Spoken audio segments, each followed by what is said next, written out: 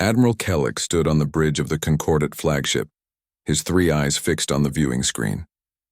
Before him floated a ship unlike anything he had seen in his 40 years of military service. The human vessel hung in space like a metal mountain, all hard angles and thick armor plating. It looked crude compared to the elegant curved hulls of Concordat ships. "Begin standard scanning protocol," Kellic ordered, his translator converting his clicks and whistles into the common galactic language. The scanning officer, a thin Varelian with purple skin, moved her 6 fingers across the control panel. Beams of energy, invisible to the naked eye, swept across the human warship. The Concordat had performed this scan thousands of times with every new species they encountered. It was routine, simple, nothing ever went wrong. Today would be different. "Admiral, we are receiving the first contact message from the human vessel," the communications officer announced. On the screen, a human face appeared. Captain Sarah Rivera of the United Earth spaceship Indomitable smiled warmly. She had brown skin, dark hair pulled back tightly, and only 2 eyes. Kellic found the symmetry strange but not unpleasant. "Greetings from humanity," Rivera said through the translation matrix. "We are honored to meet the Galactic Concordat. This is a momentous day for our species." Kellic returned the greeting with practiced diplomacy.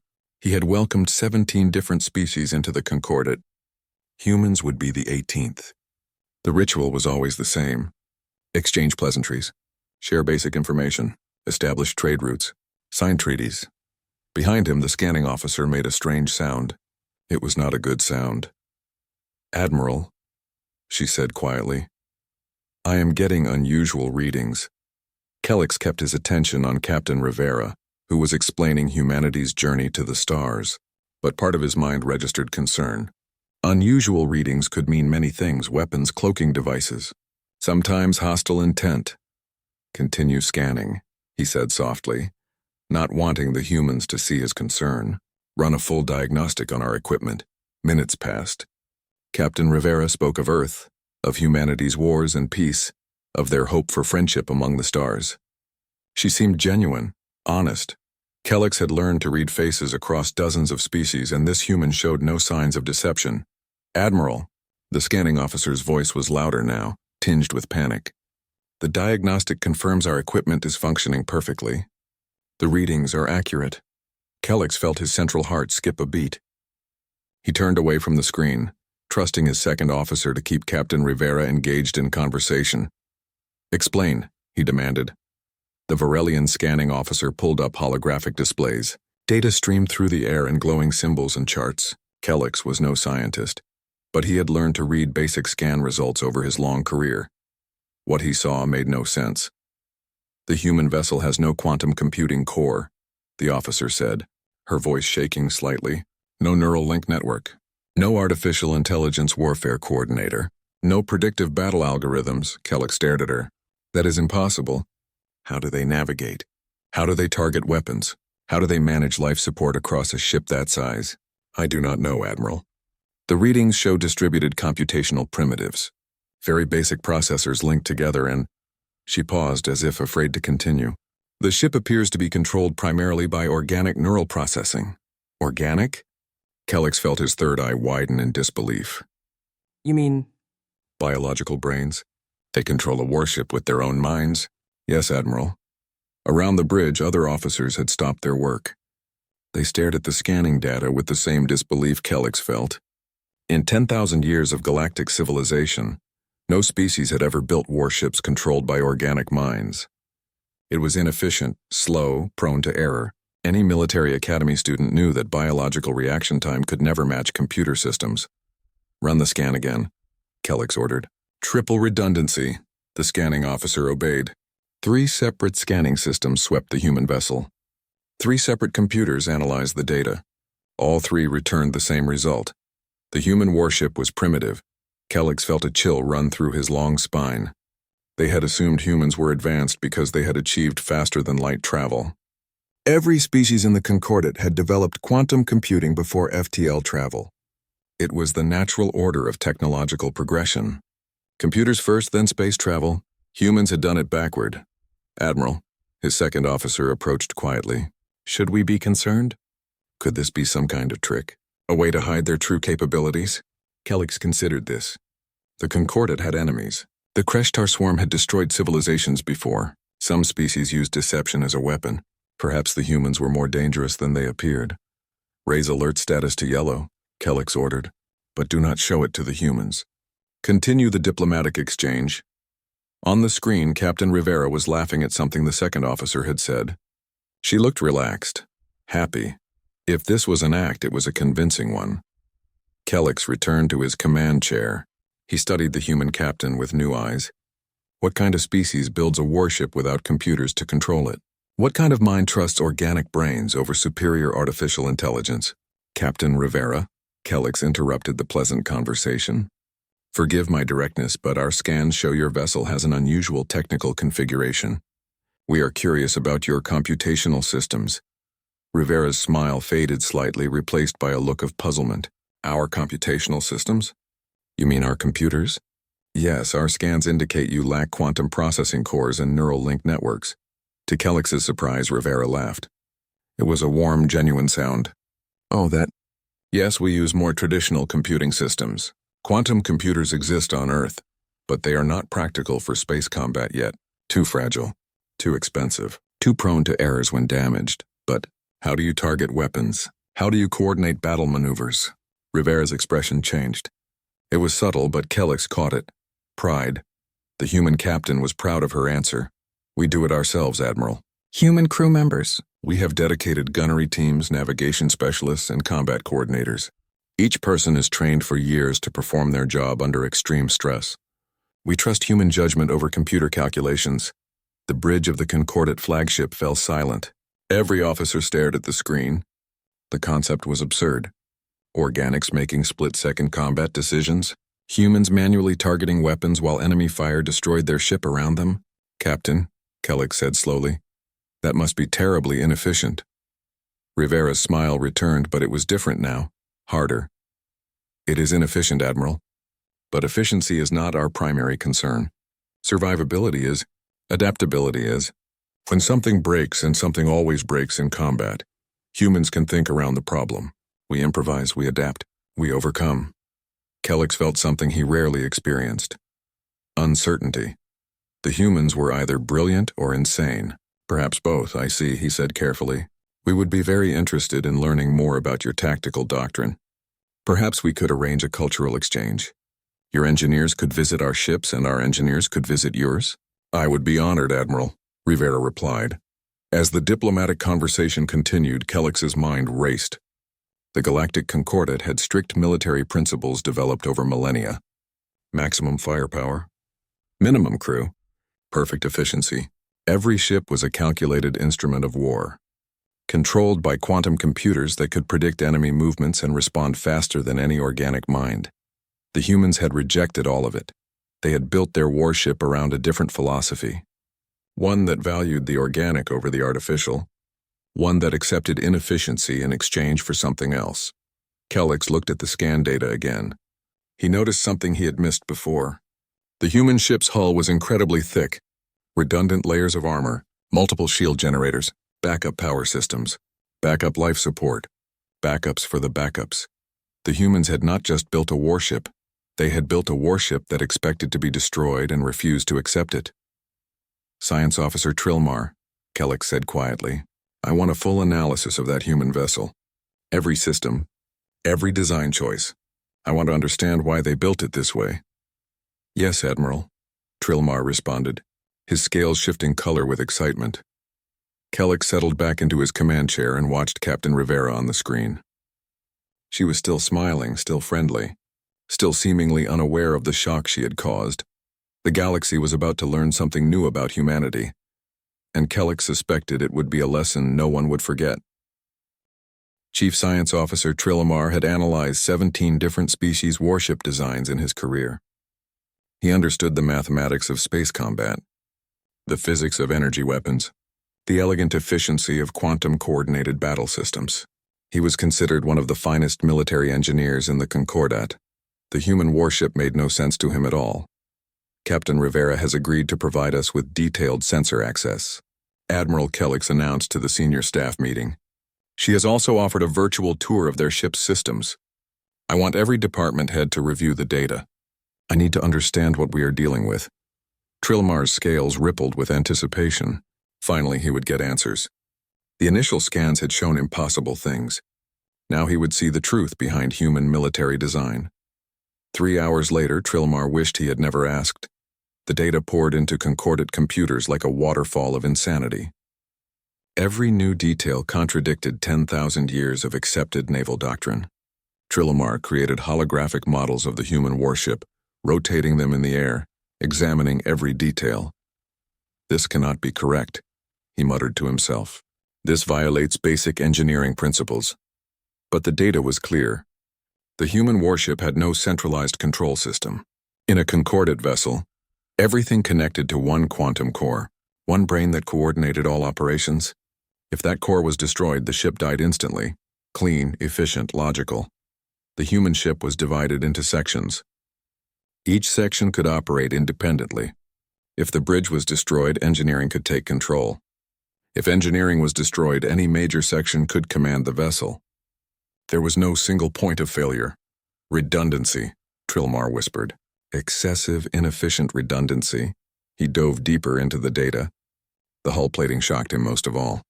Concordant ships used thin, lightweight armor with powerful energy shields. The strategy was simple. Do not get hit, but if you do, the shields will protect you. If shields fail, the ship is lost anyway, so why waste mass on thick armor? Human hull plating was absurdly thick. Multiple layers, composite materials designed to absorb energy, disperse impact, and slow penetration. Even if the shields failed, even if weapons punched through, the hull itself could take tremendous punishment. They are building ships that expect to be damaged, Trilmar said aloud. His assistant, a young Zorathian named Plix, looked up from her own terminal. Is that not logical, sir? All ships sustain damage in combat. No, you misunderstand, Trilmar explained, his excitement growing despite his confusion. Concordant ships are designed to avoid damage. We calculate optimal strategies to prevent hits. Human ships are designed assuming they will be hit, repeatedly, and they plan to keep fighting anyway. Plix tilted her head in confusion. That seems wasteful. Why not simply avoid being hit? Because, Trilmar said slowly, realization dawning. Humans do not trust that they can avoid all hits. They assume the enemy will surprise them. They assume their calculations will be wrong. So they prepare for the worst possible outcome. The weapons systems were equally bizarre. Concordant ships used AI-targeted precision weapons. Quantum computers calculated trajectories, predicted enemy movements, and fired with perfect accuracy. No organic could match that speed or precision. Human weapons had organic oversight at every level. Computer systems provided targeting data, but humans made the final decision to fire. Humans adjusted aim. Humans compensated for unexpected variables. Why? Trilmar asked the empty air. Why sacrifice speed and accuracy for organic decision-making? He found his answer in the tactical database Captain Rivera had shared. Human military history was filled with examples of AI systems failing, computers that could not adapt to unexpected tactics, automated defenses that were fooled by simple tricks, precision systems that became useless when damaged or jammed. Humans had learned not to trust complete automation. They kept themselves in the decision loop because they believed organic judgment was more adaptable than computer calculations. The life support systems were the most excessive design Trilmar had ever seen. A Concordant ship carried enough oxygen and supplies for its crew for exactly as long as the mission required, plus a small emergency reserve. Efficiency demanded nothing more. The human ship carried enough supplies for 3 times its expected mission duration. The oxygen recycling system had 5 independent units, 5. If 4 were destroyed, the 5th could support the entire crew. The water purification had similar redundancy. So did the medical bay, the food storage, the temperature control. They built a ship that refuses to die, Trilmar muttered. He called Admiral Kellix to his laboratory. The Admiral arrived within minutes, clearly as disturbed by the human designs as Trilmar was. Show me, Kellix ordered. Trilmar projected a holographic comparison. On the left floated a standard Concordant cruiser, sleek, efficient, beautiful in its mathematical perfection. On the right, the human warship, blocky, heavy, covered in redundant systems. Admiral, I have run combat simulations. If a Concordant ship suffers a critical hit to its quantum core, It is effectively destroyed. Mission killed. The ship might still exist, but it cannot fight. Correct, Kellex agreed. That is why we protect the core with maximum shielding. But shields can fail, Trilmar continued. A lucky shot. A new enemy weapon, shield frequencies that are predicted and countered. When that happens, one hit ends the battle. He manipulated the hologram. The human warship lit up with glowing points. The human ship has no critical single point. I calculate that it could lose 60% of its systems and still remain combat effective. Not at full strength, but still able to fight. Still able to maneuver. Still able to shoot back. Kellex was silent for a long moment. His three eyes stared at the hologram, and Trilomar could see the calculations running behind them. The Admiral was a warrior. He understood what this meant. They built their warship with the assumption that everything will break, Kellex said finally. They do not trust perfection. They do not rely on superior calculations. They assume the worst and plan accordingly. Yes, Admiral, but there is more. Trilmar changed the display. I analyzed their crew training protocols. Human spacers undergo years of training. They practice damage control constantly. They run drills where random systems fail, and the crew must adapt in real time. That is standard procedure, Kellex noted. Not to this extent, Admiral. Humans practice worst-case scenarios. Total power failure. Hull breaches. Command staff killed. Bridge destroyed. They train their crews to keep fighting even when everything goes wrong. Even when all the computers fail. Even when they must operate systems manually. Kellex's central eye widened. Manually? As in using physical controls? Yes, Admiral. Every critical system has manual backups. If all computers die, if all power fails, humans can still operate essential functions by hand. I verified this with their engineering staff. They call it defensive engineering. The Admiral moved closer to the hologram. He studied the human ship with new respect and new concern. Trilmar, in your professional opinion, how would a concordate cruiser fare against this human vessel in combat? Trilmar had been afraid of this question. He had run the simulations dozens of times, tweaking variables, trying to find a scenario where concordate superiority was clear. Admiral, if both ships fight at optimal performance, the concordate cruiser wins easily. Our weapons are more powerful. Our shields are stronger. Our AI can outmaneuver and outshoot human crews. But, Kellex prompted, hearing the unspoken word. But combat is rarely optimal. If we damage the human ship, it keeps fighting. If we damage the concordate cruiser in the wrong place, we are dead. The human ship has endurance. It can absorb punishment, we cannot. And if the battle becomes chaotic, if systems start failing on both sides, the advantage shifts dramatically. To the humans, Kellex finished. Yes, Admiral, because they expect things to break. They are trained for chaos. They have built their entire military doctrine around the assumption that plans fail and equipment breaks. When that happens, they adapt faster than our AI can recalculate. Kellex turned away from the hologram. His posture was tense, and Trilmar could see the burden of command weighing on him. The Admiral had to report these findings to the Concordate High Council. They would be shocked, possibly frightened. There is one more thing, Admiral, Trilmar said quietly. I analyzed their reactor design. It can be physically ejected from the ship. Ejected?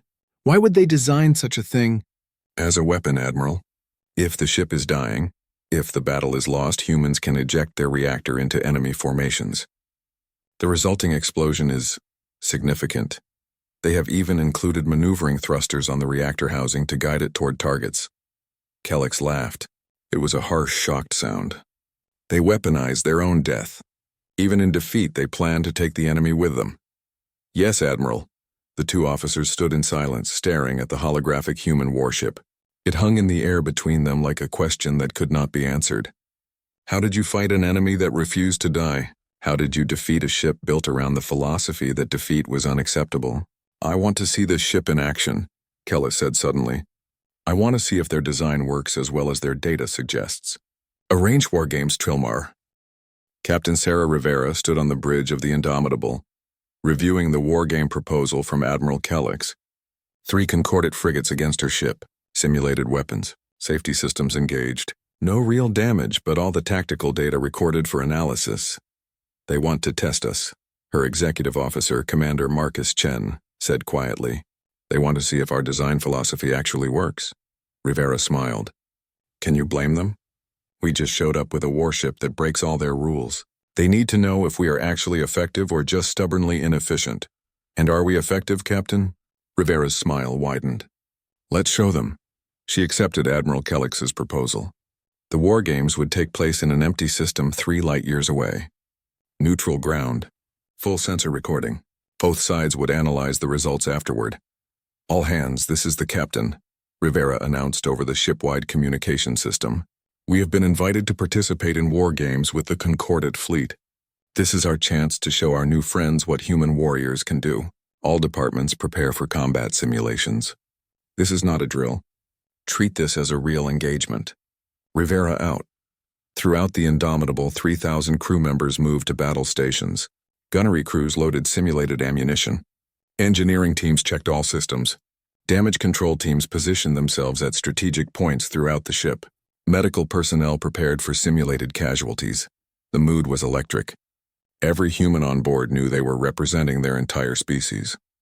3 days later, both fleets arrived at the designated system. Rivera studied the Concordat frigates on her tactical display. They were beautiful ships, sleek and elegant like knives floating in space. Each one was smaller than the Indomitable, but together they outgunned her ship significantly. Sensor analysis? Rivera asked. Lieutenant Okoye, the sensor officer, reported from her station. Captain, the Concordat ships are heavily armed. Their shield strength is approximately equal to ours, but their weapons have longer range and faster firing cycles. Their maneuverability is superior to ours by a factor of 3, so they are faster, hit harder, and can shoot us from farther away, Rivera summarized. Sounds like a fair fight, Chen laughed. Your definition of fair is terrifying, Captain. Admiral Kellix's face appeared on the main viewing screen. Captain Rivera, are you prepared to begin? We are ready, Admiral, Rivera confirmed. Excellent. The engagement will begin in 5 minutes. May the best doctrine win. Kellix's image vanished. Rivera stood up from her command chair. She paced across the bridge, a habit that helped her think. Marcus, what do the Concordat ships expect us to do? Chen considered the question. Their AI will calculate optimal attack patterns. They expect us to maneuver defensively, try to close range where our heavier armor gives us an advantage. Standard tactics for a slower, heavier ship. So we do the opposite, Rivera decided. Helm, when the engagement begins, I want a direct intercept course on the lead frigate. Maximum acceleration. The helmsman, a young ensign named Park, looked back in surprise. Captain, that will put us directly in their optimal firing range. Exactly. They expect us to be cautious. We charge straight at them and see how their AI handles the unexpected. Gunnery, prepare all forward weapons. I want maximum firepower the instant we are in range. Aye, Captain, the gunnery chief acknowledged. Engineering, be ready for heavy damage to forward sections. Route backup power to forward shields. Understood, Captain, came the reply from below. Rivera sat back down, her eyes fixed on the tactical display. The countdown reached 0. The Concordat frigates moved instantly, their quantum computers calculating the perfect formation. They spread out, creating a triangle pattern that would allow them to hit the Indomitable from 3 angles while minimizing friendly fire risk. The Indomitable accelerated straight toward the lead frigate. They are not maneuvering, Kellix noted on his bridge, watching the tactical display. Why are they not maneuvering? Perhaps their reaction time is slower than expected, suggested his tactical officer. Organic crews cannot match AI response times. The frigates opened fire at maximum range. Energy beams lanced through space, striking the Indomitable's forward shields. The human ship shuddered under the impact, shield indicators dropping to 70%. The Indomitable did not slow down. Return fire, Rivera ordered calmly. Human weapons spoke, targeting all 3 frigates simultaneously. The shots were less accurate than the AI-guided Concordat weapons, but they forced the frigates to adjust their positions, to maneuver defensively. They are disrupting our formation, Kellix's tactical officer reported. The AI is recalculating. More Concordat fire slammed into the Indomitable. Shields dropped to 40%. Simulated damage indicators showed hits to the forward hull. By Concordat standards, the human ship should have been withdrawing, protecting its damaged sections. Instead, it accelerated harder. Brace for impact, Rivera called out. Helm, put us right between those frigates. The Indomitable crashed through the Concordat formation like a bull through a market. The three frigates scattered, their AI struggling to recalculate tactics for such an irrational maneuver. "Hard turn to port," Rivera shouted. "Gunnery, hit that frigate with everything." The Indomitable spun, its massive bulk rotating faster than should have been possible for a ship its size. All weapons fired at once, concentrating on the nearest frigate. Simulated hits registered across the concordate vessel's hull. On Kellix's bridge, alarm sounded. "Admiral, Frigate 2 is mission killed. Their central computer core took multiple hits. They are out of the simulation." Kellix stared at the display in disbelief. 30 seconds into the engagement, and the humans had already eliminated one ship. "How?" he demanded. "Their targeting should not have been that accurate." "They did not rely on accuracy, Admiral. They fired everything at once at close range. Saturation tactics. Our AI did not predict it. The two remaining frigates adjusted their tactics. They moved away from the Indomitable, using their superior speed to maintain distance. Long-range fire hammered the human ship. Shields failed completely. Simulated hull breaches appeared across multiple sections. "Damage report," Rivera requested. "Forward sections heavily damaged, Captain," Chen reported. "Simulated casualties in decks 3 through 5. Weapon batteries Alpha and Bravo are offline. Port shield generator is destroyed." By Concordat standards, the Indomitable was finished. It should have surrendered or withdrawn. Rivera smiled. "Engineering, reroute power from damaged sections to the remaining weapons. Damage control teams, seal the simulated breaches and restore whatever you can. Helm pursuit course on the nearest frigate. Gunnery, I want creative targeting. Hit their sensors. Blind them." The Indomitable kept fighting. Human damage control teams worked frantically, simulating repairs under fire. Systems that the Concordat AI marked as destroyed suddenly came back online, rerouted and jury-rigged by desperate hands. "This is impossible," Kellix's tactical officer said. "They should be dead." The AI calculated mission kill probabilities at 97%. "The humans do not care about probabilities," Kellix replied, watching with fascination. "Look at them. They are repairing systems mid-combat.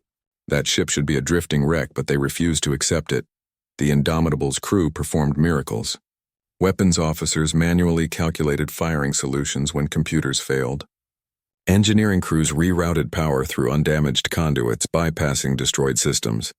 The ship became a patchwork of desperate improvisations, held together by human ingenuity and refusal to quit.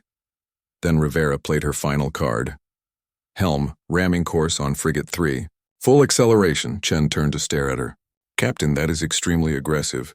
If this were real combat, we would already be dead by their calculations," Rivera interrupted. "So let's show them what dead humans can do. Full ramming speed." The Indomitable charged at the nearest frigate. The Concordat ship's AI calculated the threat, determined the humans were bluffing, and adjusted to a more optimal firing position. The AI was wrong. At the last possible moment, the Indomitable rolled. Its heavy bulk, damaged and sparking, spun just past the frigate. As it passed, every weapon that still functioned fired at point-blank range directly into the Concordat ship's side. The frigate's shields collapsed. Simulated damage indicators showed catastrophic hits to critical systems. "Frigate 3 is mission killed," Kellix's tactical officer reported, his voice filled with shock. One frigate remained. It was undamaged and fresh. The Indomitable was a wreck, barely holding together, running on backup systems and desperate hope. The final frigate positioned itself carefully, maintaining maximum distance. Its AI calculated that the human ship could not reach it before it would be destroyed by long-range fire. Rivera studied her tactical display. Her ship was dying by Concordat standards, but human standards were different. Helm, evasive maneuvers. Don't let them get a clean shot. Gunnery, fire everything that still works. Don't aim for hits, aim to make them dodge. Keep them moving. Keep them reacting to us. For 20 minutes, the battle became a dance. The Indomitable maneuvered unpredictably, forcing the frigate to constantly adjust. Human gunners fired not where the enemy was, but where the AI might calculate to move. The celebration after the war games was cut short by the alarm. Captain Rivera was sharing drinks with Admiral Kellix and his senior staff on the Concordat flagship when every screen suddenly flashed red. The pleasant atmosphere vanished instantly. Kellix and his officers rushed to their stations while Rivera stood frozen, not understanding the alien warning symbols. "What is happening?" she demanded. Kellix's translator worked frantically to keep up with his rapid speech. Long-range sensors, multiple contacts, moving fast, too many, too organized. His three eyes met hers. Captain Rivera, we need to get you back to your ship immediately. Tell me what we are facing, Admiral. Kellix hesitated, then brought up a tactical display. Rivera felt her blood run cold. The screen showed hundreds of contacts entering the system. They moved in perfect coordination, like a swarm of insects with one mind. The Kreshtar swarm, Kellix said, his voice tight with fear, mechanical hive mind. They have destroyed dozens of civilizations. We thought they were in a different sector. We were wrong. How many ships? Rivera asked, her military training taking over. 217 contacts confirmed. More may be hidden. Captain, you need to return to the Indomitable now. We are initiating emergency evacuation protocols. Evacuation? What about the colonies in this system? Kellix looked at her with what might have been sadness. There are 3 concordant colony worlds in this system. Combined population of 4 million. We cannot save them. Our battle group has 17 ships. Against the swarm's numbers, we would be destroyed in minutes. Standard doctrine is to withdraw, preserve the fleet, and return with reinforcements. Rivera felt anger burning in her chest. You are just going to leave them? 4 million people? Captain, please understand. The Kreshtar swarm's AI is perfect at coordination. Every ship works as one mind. They have never lost a battle when they have numerical superiority. Fighting them is suicide. We must withdraw and warn the Concordat. More colonies will need to evacuate. We can save billions by sacrificing millions. No, Rivera said flatly. No. Kellix's translator seemed confused by the word. We do not abandon people. We do not calculate acceptable losses. We find a way to win. Rivera turned toward the door. Get me back to my ship, Admiral. If you want to run, I cannot stop you. But the Indomitable stands and fights. Kellix stared at her. Captain, your ship is still damaged from the war games. You have not had time to fully repair. You cannot possibly win against 200 ships. Rivera smiled, but it was not a pleasant smile. It was the smile of a predator who had just decided to hunt. You told me yourselves, Admiral. Human ships refuse to die. Let me show you what that really means. She was transported back to the Indomitable within minutes. As soon as she materialized on her bridge, she started giving orders. Commander Chen, status report. Chen looked up from his terminal, his face grim. Captain, we detected the swarm 30 seconds ago. Analysis confirms Admiral Kellix's numbers. Over 200 contacts moving in perfect coordination. They will reach the first colony world in 4 hours. Can we stop them? Chen hesitated. Captain, even if the entire Concordat battle group fights with us, the odds are approximately 15,000 to 1 against victory. That is not what I asked, Marcus. I asked if we can stop them. Chen met her eyes and understood. The question was not about probability. It was about will. We can try, Captain. We can damn well try. Rivera activated the ship-wide communication. All hands, this is the captain. 4 hours from now, a mechanical army will reach 3 colony worlds. 4 million civilians will die unless we stop them. I will not lie to you. The odds are terrible. We will probably not survive. Admiral Kellix is offering us a chance to retreat, to run away and live. She paused, letting the silence stretch. But we are human. We do not abandon people we just met. We do not calculate which lives are worth saving. Every life is worth saving, so we are going to stand between those colonies and that swarm. We are going to show the galaxy what human warriors do when the odds are impossible. All hands to battle stations. Engineering, I need every system functioning. I do not care if you have to hold it together with duct tape and hope. Gunnery, load every weapon we have. Medical, prepare for mass casualties. This is not a drill. This is not a simulation. This is everything we trained for. Rivera out. Throughout the Indomitable, 3,000 humans moved with purpose. They were afraid. They understood the odds. But fear did not stop them. It never had. Captain, Admiral Kellix is hailing us. The communications officer reported. Rivera nodded, on screen. Kellix's face appeared, and Rivera was surprised to see shame in his expression. Captain Rivera, my tactical officers have calculated your chances of survival. They are effectively 0. Please reconsider. Your species just reached the stars. Do not throw your lives away. We are not throwing our lives away, Admiral. We are spending them wisely. On something that matters. On protecting people who cannot protect themselves. Rivera leaned forward. I have a question for you, Admiral. Do you want to be remembered as the officer who abandoned 4 million people? Or do you want to be remembered as the officer who stood and fought, even when the odds were impossible? Kellex was silent for a long moment. Rivera could see the conflict on his alien features. Duty demanded he preserve his fleet. His heart demanded something else. My tactical AI calculates that fighting is irrational, Kellex said slowly. Probably, Rivera agreed. But humans learned long ago that sometimes the right choice is not the rational one. Sometimes you have to fight because it is the right thing to do, not because you can win. You humans are insane, Kellex said, but then his scales shifted to a determined color. But perhaps the galaxy needs a little insanity. Captain Rivera, the Concordat battle group will stand with you. We will hold the line together. Rivera felt relief and pride surge through her. Welcome to humanity's first real fight, Admiral. Let's show that swarm what happens when someone attacks our friends. Over the next 3 hours, both fleets prepared for battle. Human engineers performed miracles, repairing damage from the war games faster than should have been possible. Concordat ships moved into defensive positions around the colony worlds. Everyone knew it was not enough, but everyone also knew they were going to try anyway. Captain, the swarm is entering weapons range, Lieutenant Okoye reported. Confirmed count, 234 ships. They are moving in perfect coordination. AI analysis shows they will focus fire on the largest threats first, which means us, Rivera noted. Good. Every shot they waste on the Indomitable is a shot that does not hit the colonies. She stood up. All ships, this is Captain Rivera. Remember your training. Remember why we are here. The swarm thinks in calculations and probabilities.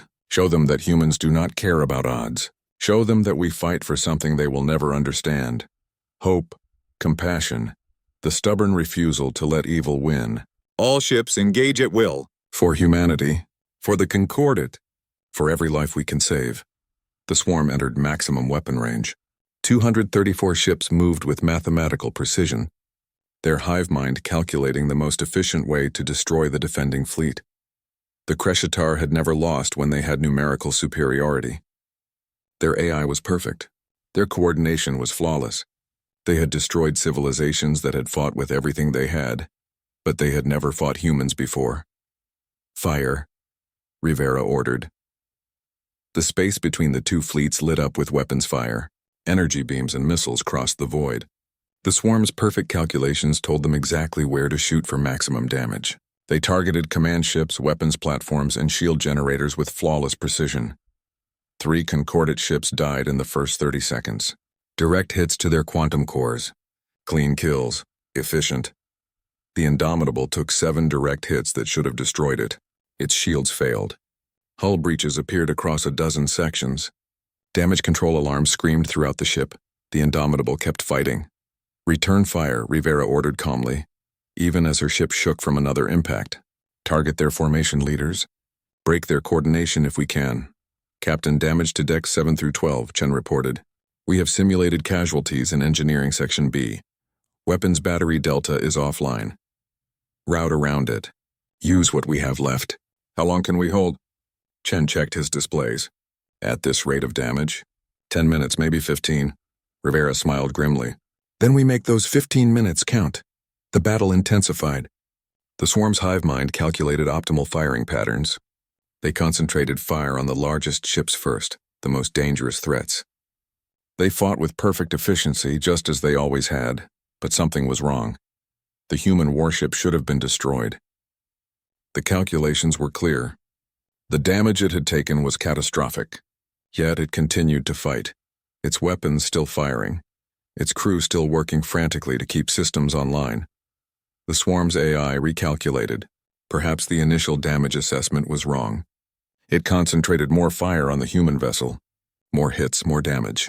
More systems destroyed. Still, the Indomitable refused to die. Around it, the Concordat ships fought with new determination. They watched the human warship absorb punishment that should have killed it 3 times over, and they found courage they did not know they had. The Indomitable was dying, but it was dying slowly and taking enemies with it. Captain Rivera gripped her command chair as another impact rocked the ship. Around her, the bridge crew worked through smoke and sparks, manually operating systems that had lost computer control. The main viewing screen showed the tactical situation, and it was grim. 40 minutes into the battle, the Concordat fleet had lost 9 ships. The swarm had lost 23, but with over 200 ships remaining, the math was simple and brutal. The defenders would be destroyed long before the swarm was stopped. "Captain, engineering reports we have lost main reactor containment," Commander Chen announced, his voice somehow still calm. "We are running on auxiliary power. Weapons are down to 40% capacity.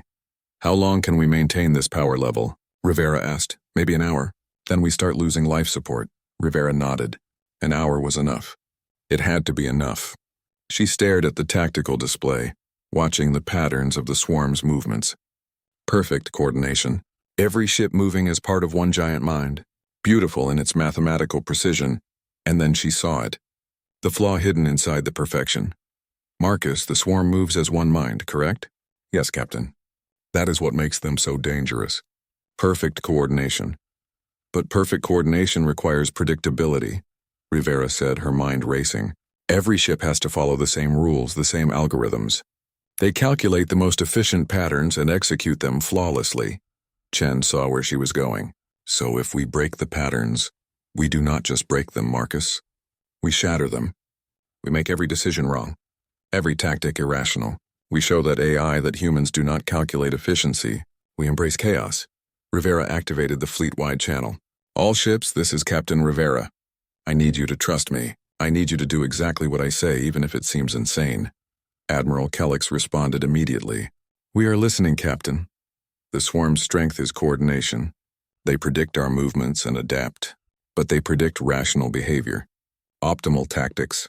What if we stop being rational? What if we make the worst possible tactical decisions and commit to them fully? There was silence on the channel. Then Kellix laughed. It was a harsh, desperate sound. "You want us to deliberately make mistakes?" "Not mistakes, Admiral. Chaos, pure, deliberate chaos. The swarm cannot coordinate against randomness. Its AI will try to recalculate constantly, trying to find patterns that do not exist. We will tie their computational power in knots while we kill them." "That is completely insane," Kellix said. "Then, I love it. What do you need us to do?" Rivera's smile was fierce. "Stop fighting like you are trained. Stop following doctrine. Make decisions that no sane military officer would make. Charge when you should retreat. Retreat when you should attack. Fire on targets that make no tactical sense. Be unpredictable. Be human." She turned to her own crew. "Helm, I want evasive maneuvers that follow no pattern. Gunnery, pick random targets. Do not aim for the optimal hits. Aim for whatever feels right. Engineering, reroute power in ways that make no sense. Everyone be creative. Be chaotic. Be completely irrational." The crew stared at her for a heartbeat. Then they grinned. This was madness. This was also the most human thing they had ever heard. "Aye, Captain." They responded as one. The Indomitable suddenly rolled sideways and accelerated in a direction that led away from both the swarm and the colonies. The swarm's AI calculated this as a retreat and adjusted firing priorities to other threats. Then the Indomitable spun and charged directly into the thickest concentration of swarm ships. The AI recalculated. Perhaps it had misunderstood the human's intentions. This was a suicide run. It adjusted fire to destroy the human vessel. The Indomitable veered off at the last second and fired all weapons at a small swarm ship on the edge of the formation. Not a priority target, not a tactical threat, just a random ship that happened to be there. The swarm's AI tried to predict the next move. The calculations said the humans would now retreat to regroup. Instead, the Indomitable stopped completely, hanging motionless in space while swarm fire hammered its armor. "Now, full acceleration, straight up relative to the battle plane," Rivera ordered. "Gunnery, fire at anything below us." The Concordat ships followed Rivera's lead. Admiral Kellix ordered his fleet to abandon standard tactics. Frigates that should have maintained formation spread out randomly. Cruisers that should have focused fire on priority targets instead shot at whatever was closest. Ships retreated when they should have advanced when they should have retreated. The swarm's hive mind tried to adapt. Its AI ran millions of calculations per second, trying to find the pattern in the chaos. But there was no pattern. The defenders were not following any tactical doctrine. They were improvising in real time, making decisions that no algorithm could predict. and while the swarm's processing power was tied up trying to understand the madness, its combat effectiveness dropped. "It is working," Chen reported, amazement in his voice. "The swarm's firing patterns are becoming less coordinated. They are missing more shots. They are targeting low-priority threats. Keep the pressure on," Rivera ordered. "Do not let them recalculate. Stay chaotic," Lieutenant Okoye called out from her station. "Captain, I am seeing something in the swarm's formation. They are clustering around a central ship. A large one. It is staying back from the main battle." Rivera studied her tactical display. There, in the middle of the swarm fleet, was a ship twice the size of the others. It was not engaging in combat. It was just coordinating. That is their central processing node, Rivera realized. That is where the hive mind lives. That is the ship directing all the others. "Captain, if we could destroy that ship..." Chen did not need to finish the sentence. "The entire swarm loses coordination," Rivera completed. "They become 200 individual ships instead of one giant mind." "Marcus, how do we reach it? It is surrounded by 50 ships at least." Chen studied the tactical plot. By standard military doctrine, it was impossible. The defensive screen around the command ship was too thick. Any attack would be detected and countered long before reaching the target. But they were not using standard doctrine anymore. "Captain, if we make them think we are targeting something else," Chen said slowly. "If we commit so fully to a different attack that they move their defensive ships to counter it, then the command ship becomes exposed," Rivera finished. She activated the fleet channel. "Admiral Kellix, I need a favor. I need your entire fleet to commit to an all-out assault on the swarm's left flank. Full speed, all weapons. Make them think it is your final desperate attack." "And while they move to counter our attack?" Kellix asked. "The Indomitable goes straight through the middle and kills their command ship." There was a pause. "Captain, that is suicide. You will be surrounded. Cut off, destroyed." "Probably," Rivera agreed. "But if we take out their central mind, you can win. The colonies can evacuate. 4 million people can live. That is worth one ship. That is worth 3,000 lives. Captain, I cannot ask you to..." "You are not asking, Admiral. We are volunteering. This is what humans do. We find the victory condition that requires sacrifice and we pay the price." Rivera's voice softened. "Besides, we might survive. We are very good at not dying." Another pause. Then Kellix's voice came back. Filled with emotion his translator struggled to convey. "It has been an honor to fight beside you, Captain Rivera. We will make sure the galaxy remembers what you did here. Just make sure they remember all of us, Admiral. Human and Concordate together. Now let's finish this fight." The Concordate fleet turned as one and charged the swarm's left flank. Every ship, every weapon, every ounce of power directed at one section of the enemy formation. It looked like a desperate final attack, the last hopeless charge of a defeated fleet.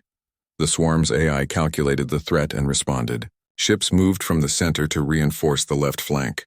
The defensive screen around the command ship thinned as vessels repositioned to counter the Concordate assault.